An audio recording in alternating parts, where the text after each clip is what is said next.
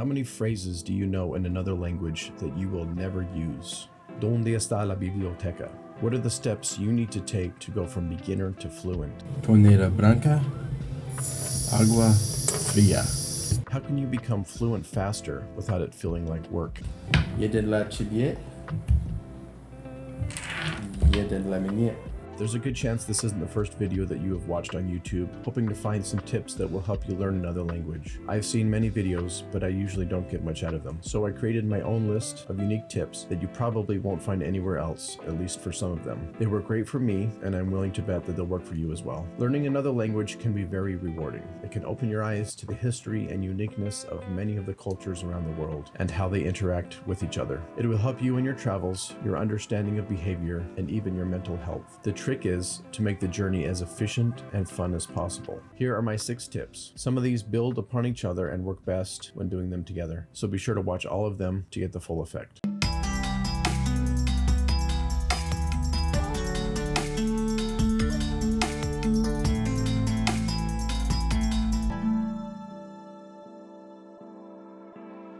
With every language comes a culture. One of the first things you need to do is learn about that culture that is tied to the language you want to learn. There's a good chance that there is some form of media attached to that culture through music, television, movies, books, or video games. Find something about that culture that interests you and dive headfirst into it. Make it a part of your everyday life. If you can learn to love a part of the culture and enjoy listening to it, then do it as much as possible, even if you don't understand anything.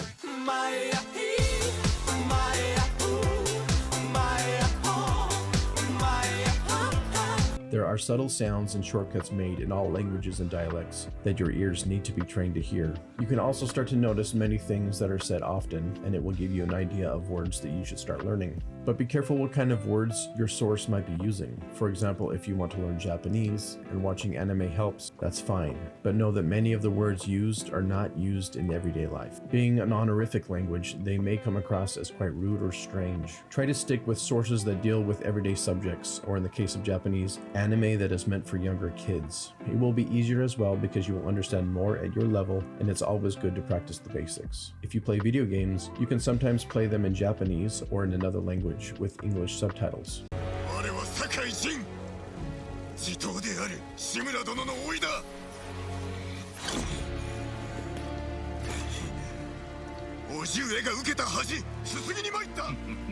That is more of an intermediate to advanced technique though. More on that later.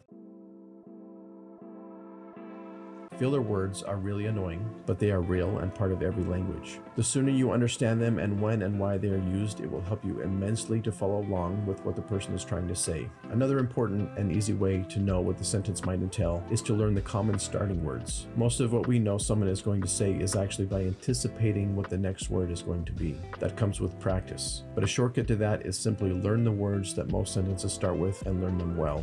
You need to feel the meaning of them before the sentence continues. Then you can anticipate the subject, meaning, and direction of the conversation. Start with the determiners, the, that, this. These, followed by a noun, are the most common ways sentences start. Next are the pronouns, he, she, it, they, them. Conjunctions are next, because, but, and, or. It's almost never proper grammar to start a sentence with a conjunction, but that doesn't stop most people from doing it. Then I would follow up with the W's, who, what, where, why, and when, and then do and how. And finally, possessions and contractions, his, hers, theirs, its, your, my, yours, don't. Those are definitely the words you should really get to know by heart. If you are learning Japanese, Korean, or Turkish, then unfortunately this tip does not work that well for you. They have filler words, yes, but their sentences usually start with the subject, which could be any word in their vocabulary. So for this technique to work, you just have to learn every word in their entire language.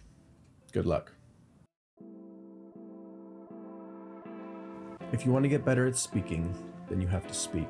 I know this technique isn't all that unique, and you've probably heard it before, but as someone who is generally reserved, what I've needed to work on is learning to laugh at myself. If you can find humor in your own mistakes and learn from them, then they can become the most effective ways to learn. I've once told someone in another language who grabbed my pillow to let go of my pillowcase. Only I didn't say pillowcase, I said diaper. I once was ordering coconut water, and instead I said, "Can I please have some poop water?" I was buying postage stamps once, and instead of asking the female employee for stamps, I asked for some specific parts of the female anatomy.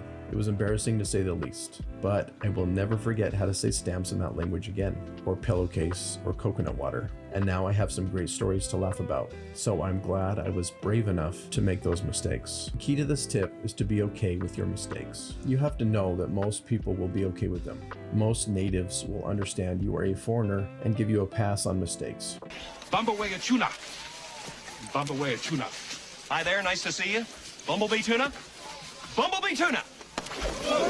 There are very few places where the majority of people won't be flattered that you are putting in so much effort to learn to speak with them in their language. Take advantage of every chance you have, however mundane, to practice what you know. 3, 2, quiere esto, 1, 29, 38, es que si, 1, 5. You can also find moments in your everyday life where you can substitute the words you will say with words you are learning. Jeden dla ciebie. Jeden dla mnie. Jeden dla ciebie. 2 dla mnie. Jeden dla ciebie. 3 dla mnie. Nie jedz ciascia. Pominamy liczbę. Muszę zacząć od nowa. Jeden dla ciebie. 4 dla mnie. Jeden dla ciebie.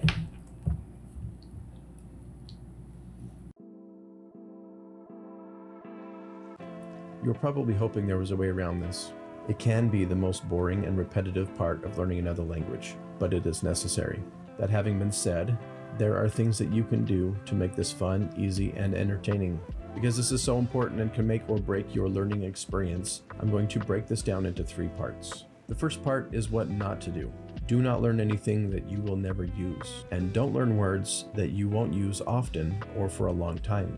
Now, most people watching this probably know the Spanish sentence, ¿Dónde está la biblioteca? And it is mostly a good sentence to know. You learn 3 important, useful words, adjust it to fit what you would actually use. ¿Dónde está el supermercado? ¿Dónde está la gasolinera? ¿Dónde está el McDonald's? Here's what you need to do. Language is very personal, and you need to keep track of either the phrases you use often throughout the day or phrases you know you will need when you travel or live in another country. That's what you need to study first. Those phrases will have emotion and meaning to you, already making them extra easy to remember. And if you use colloquialisms and idioms a lot, they will not translate. You will need a special resource for that. The second part of this technique is to label everything you see in your day. Espelho, luz, tornada, agua. Next, when they are becoming familiar to you and you are attaching meaning to them without having to think, start adding adjectives. Espelho sujo, luz brilhante, tornada branca, agua fría. After that, you can take the post-it notes down, but keep them somewhere as flashcards. You can start making sentences with the words and adjectives. Eu tenho que limpar meu espelho sujo. Eu gosto de escovar meus dentes. The next step is to create conversations with yourself using the words you have learned up to that point. Eu acho que aquele escova de dente é meu. Acredito que não. Onde você conseguiu essa, então? Meu amigo me deu. Você não tem nenhum amigo. Ninguém gosta de ti. Não posso ouvir você. The third part of this technique is to watch a movie twice. This is probably the most effective and powerful tip I have to share. Here's the thing though. Most people think that they'll watch a movie in the language that they want to learn with English subtitles and they'll learn stuff. While that may be the case for intermediate or advanced learners who know half the sentences already and are filling in the gaps, it's usually not for beginners. You need to watch the movie first in your native language with subtitles for the language you are trying to learn, and then just pay attention to what is said as you watch the movie. Try to find movies that are dubbed in the language and have subtitles as well, and stick to movies that use phrases you are likely to hear every day. If you only knew how suffocating they are. So come join the circus. You clearly have a flair for show business. Teach me how to appeal to the highbrows. You serious? Next, watch the movie again in the language you want to learn with the subtitles of that language again. Si vous saviez à quel point ils sont étouffants. Alors joignez-vous au cirque. Vous avez clairement du flair pour le show business. Apprenez-moi à séduire les intellectuels. Vous êtes sérieux? When you watch it, you will recognize sentences that are said, know immediately what they mean, and attach meaning to what you just heard. Pause the movie after each sentence you want to remember. Repeat what the person said as best you can while looking at the sentence written on the screen, and write it down in that language, with the meaning you remember from just watching it in your native language. I know this sounds complicated, but there is no faster way I can think of to expand your vocabulary in a meaningful way. Practice listening and pronunciation. Create a relevant and useful study tool, and do it in an entertaining way. If you want to take it one step further, you can use a technique called sentence mining and learn individual words from breaking down the sentences you wrote down. Words sometimes do not translate one-to-one, so just remember the context that you learn them in. There's a chance that some of what you might say on a day-to-day basis just doesn't translate. You will have to learn to think a bit differently, especially if you learn a language that has sentence structure different than your native language. You need to adapt and find out what kind of person you will be when speaking that language. If you are funny and you still want to be funny, the new culture might find very different things funny, and what you normally say will sound weird. If you want to be funny, listen to comedians in that language and understand what they are saying and why it's funny to them. If you have a hard time with pronunciation, speak in that language with a voice that you generalize with that language. If you are learning Japanese, for example, you can practice speaking in the voice of a samurai. It can actually help you with your pronunciation and memorization. Besides, it's much more fun to say "oyasumi nasai" rather than "oyasumi." Just remember that the voice you practice doesn't work in every situation. Oyasumi. 目を閉じて静かに早く寝ないとお化けが来るよ。冗談。静かにおやすみ。Now, I'm pretty sure you haven't heard this technique before.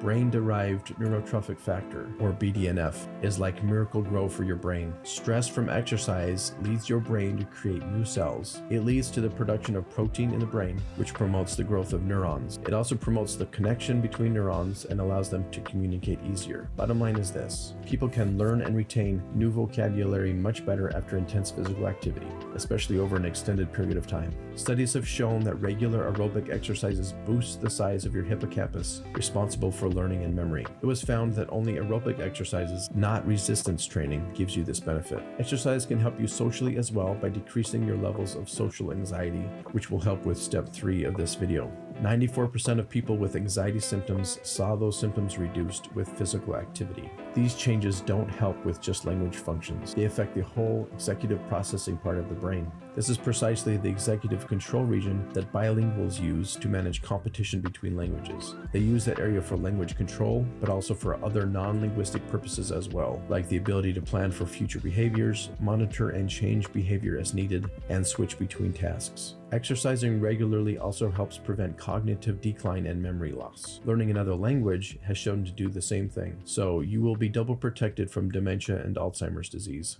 Thank you for watching this video, and I hope you learned something. If you actually did, then please like the video. If you want to show more appreciation, then subscribe. It's like giving me a very, very small tip with someone else's money. And if enough people find this helpful, I may just make more videos with more tips. Until next time.